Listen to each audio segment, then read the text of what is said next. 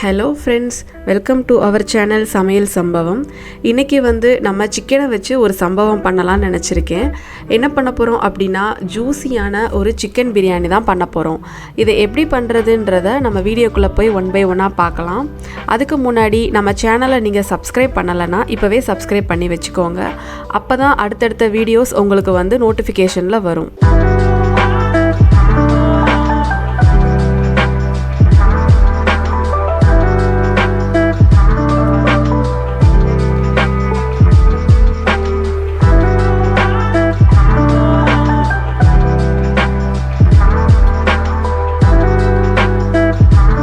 இப்போது இந்த சிக்கன் பிரியாணி பண்ணுறதுக்கு என்னென்ன பொருட்கள்லாம் வேணுன்றதை ஒன் பை ஒன்னாக பார்த்துடலாம்.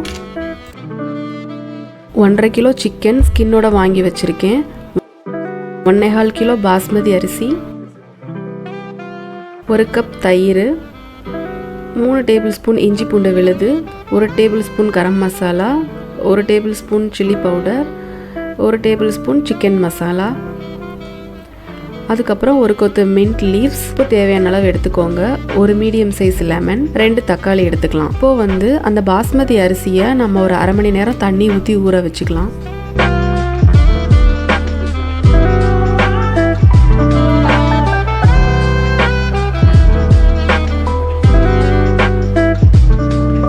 அடுத்து சிக்கனை மேரினேட் பண்ணி வச்சுக்கலாம். அதுக்கு நான் தேவையான இன்க்ரீடியன்ஸ் எல்லாம் ஆட் பண்ணுறேன். தயிர், இஞ்சி பூண்டு விழுது ஆட் பண்ணிக்கலாம். கரம் மசாலா சேர்த்துக்கிறேன். அடுத்து சில்லி பவுடர் ஆட் பண்ணிக்கிறேன். சிக்கன் மசாலா ஆட் பண்ணிக்கிறேன். எடுத்து வச்சிருக்க சால்ட் ஆட் பண்ணிக்கலாம். இது நான் சிக்கனுக்கு மட்டும்தான் சால்ட் ஆட் பண்ணியிருக்கேன். ரைஸுக்கு செப்பரேட்டாக போட்டுக்கலாம். எலுமிச்சம்பழத்தை புழிஞ்சு விட்டுக்கலாம்.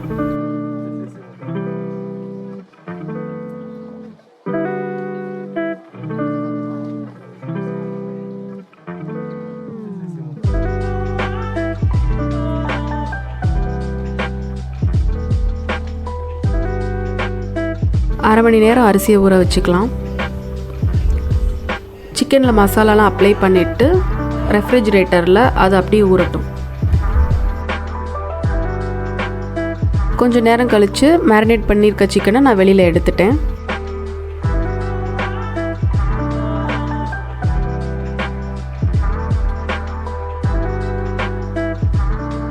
இப்போது தேவையான பொருட்களை எல்லாம் கிச்சனுக்கு எடுத்துகிட்டு வந்தாச்சு. இனிமேல் சமைக்க ஆரம்பிச்சிடலாம். ஸ்டவ்வை ஆன் பண்ணிவிட்டு ஒரு பாத்திரத்தை வச்சிடுறேன். அதில் 3 டேபிள் ஸ்பூன் நெய் ஆட் பண்ணிக்கலாம்.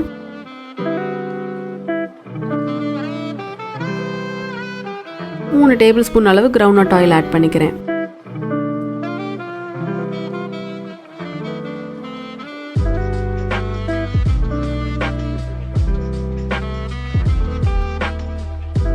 சோம்பு 1 டேபிள் ஸ்பூன் ஆட் பண்ணிக்கிறேன்.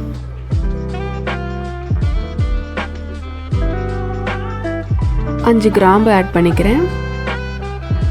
ஒரு ஜாதி பத்திரி, கூடவே 3 ஸ்டார் அனாசி ஆட் பண்ணிக்கலாம். 6 ஏலக்காய் ஆட் பண்ணிக்கிறேன்.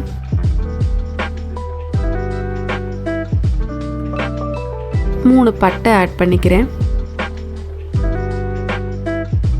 4 பிரியாணி இலை ஆட் பண்ணிக்கலாம். இது கொஞ்சம் வெடிக்கிற அளவுக்கு கிண்டிட்டு அது கூட 3 க்ரீன் சில்லிஸ் ஆட் பண்ணிக்கிறேன்.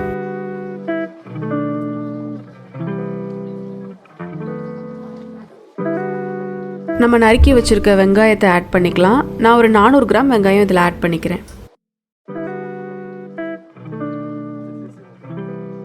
வெங்காயம் நல்லா கோல்டன் ப்ரௌன் ஆகிற வரைக்கும் வதக்கிடணும். அப்படின்னா தான் பிரியாணிக்கு அது நல்லா டேஸ்டியாக இருக்கும்.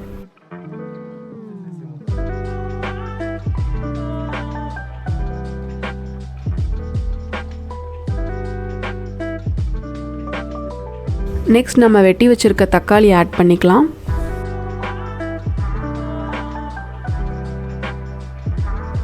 தக்காளி நல்லா மேஷ் ஆகிற வரைக்கும் வதக்கி விட்டுக்கோங்க.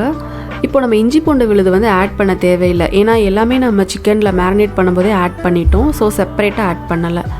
அடுத்து ஒரு கொத்து மல்லித்தலை கட் பண்ணி வச்சுருக்கோம்ல, அதையும் ஆட் பண்ணிக்கிட்டோம். நெக்ஸ்ட்டு ஒரு கொத்து புதினா தலை, அதையும் குட்டி குட்டியாக கட் பண்ணி ஆட் பண்ணியாச்சு. இப்போது இதை நல்லா கிண்டி விட்டுக்கலாம்.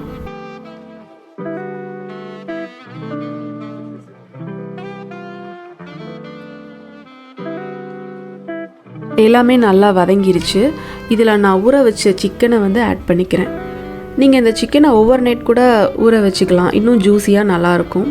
நான் ஒரு 1 hour ஆட் பண்ணியிருக்கேன். 1 hour மட்டும் ஊற வச்சுருக்கேன்.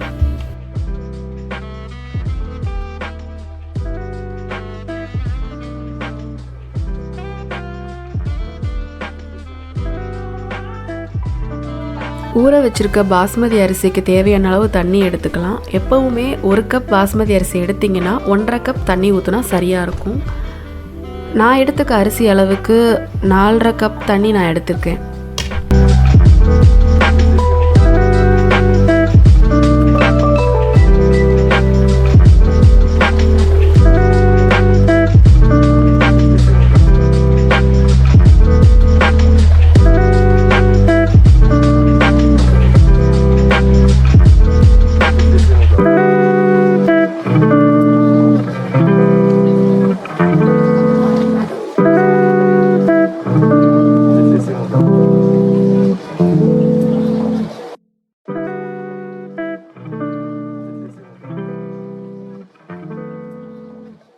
அடுத்ததாக ஊற வச்சுருக்க பாஸ்மதி அரிசியை நம்ம உள்ளே சேர்த்துடலாம்.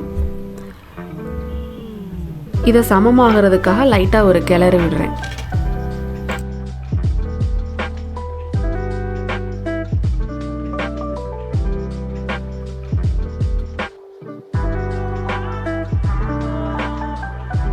அரிசிக்கு தேவையான அளவு உப்பு ஆட் பண்ணிக்கிறேன். இது ஒரு 20 நிமிஷம் மீடியம் ஃப்ளேமில் வச்சு அப்படியே குக் பண்ணிடலாம்.